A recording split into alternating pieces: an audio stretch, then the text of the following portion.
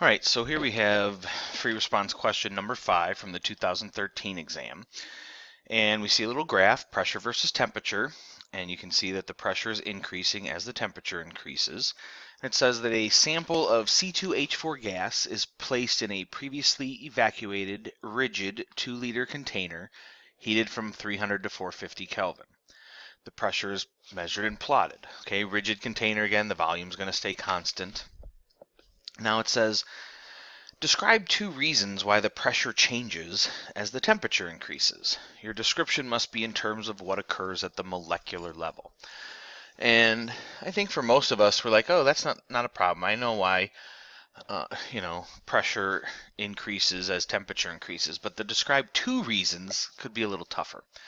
But obviously, when the temperature is increasing, the gas molecules are moving faster. And so each of those molecules has a higher average speed, so it collides with other molecules and the container much more often. The other thing, though, is that those those collisions have a much greater force. So whether you say a greater force of collision, a stronger collision, a more intense collision, I think that's what they're looking for as far as your second point here. So again, hopefully we remember the basics. Particle collisions cause pressure, more particles, more collisions, more pressure. Faster moving particles means more collisions, more pressure, and then also, the greater force of the collision is also responsible for more pressure. Now we see that the C2H4 reacts with HCl to produce C2H5Cl. And here we have an equation. We've got a negative delta H, but that doesn't seem to pop up in this question. But it asks, when you first inject the HCl, the total pressure increases. But then, as the reaction proceeds at 500 Kelvin, the pressure decreases. So explain this decrease in terms of what occurs at the molecular level.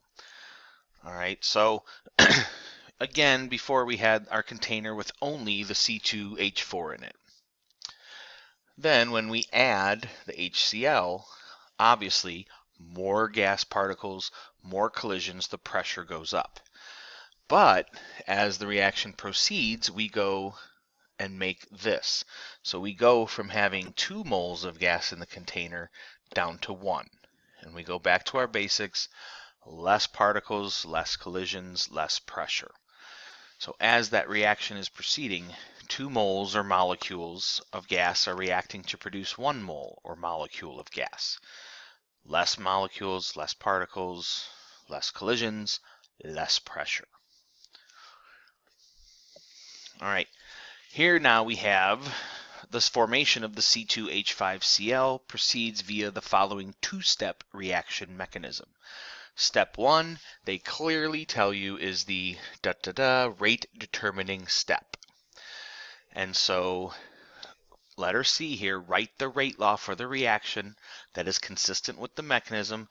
Don't go back looking at the main reaction and say, oh, here's my balanced equation, Nope. Your rate law comes from the rate determining step.